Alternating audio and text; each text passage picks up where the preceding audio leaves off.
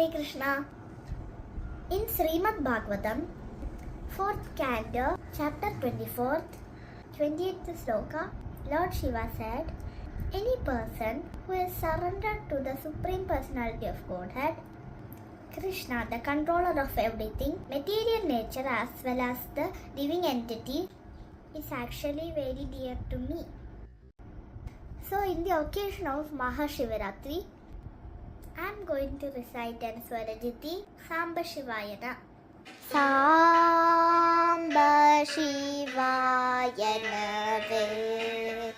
Rajita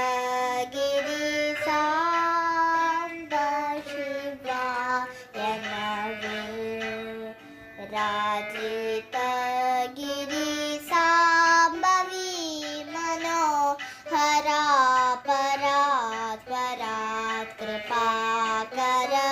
Sri Samba Vimano Hara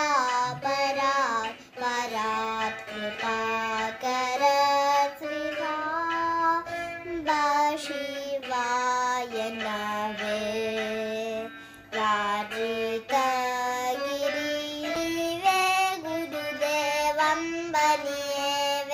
Lanu sevim busu sada madini shivari ve gurude vambani ve lanu sevim busu sada madini shiva samba shivayana ve rajita giri paramadaya vidivanusu Maruvaguna Hridayamuna Mahadeva Mahaprabhu Sundara Dayaka Suravaradayaka Avadaya Hara Shiva Paramadaya Vidivanusu Maruvaguna Hridayamuna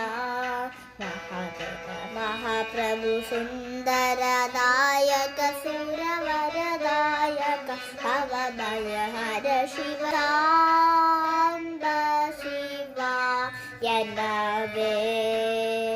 Rajita Giri Sthira Madhura Puramuna Varamula Satu Harune Nirata Munu Talachi Sthira Madhura Puramuna Varamulu Satu Harune Nirata Munu Dalachi Samba Shivayana Ve Rajita Giri Sri Shubhakara Shashi Makutakara Jaya Vijaya Tripurara Sri Gajana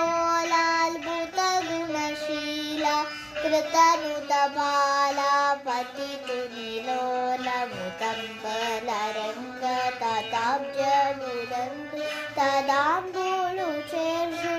Pashupatini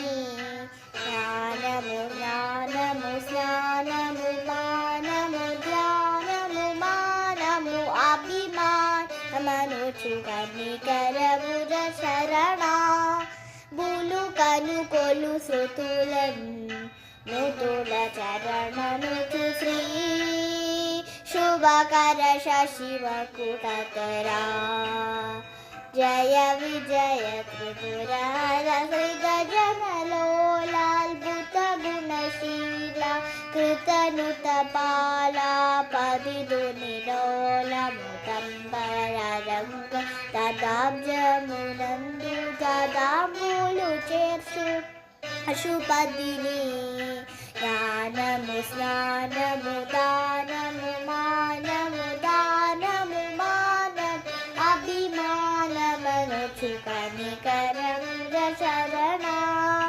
Pulu Kanu Kolu Sutulan Nutula Charana Nutu Samba Shivayana Ve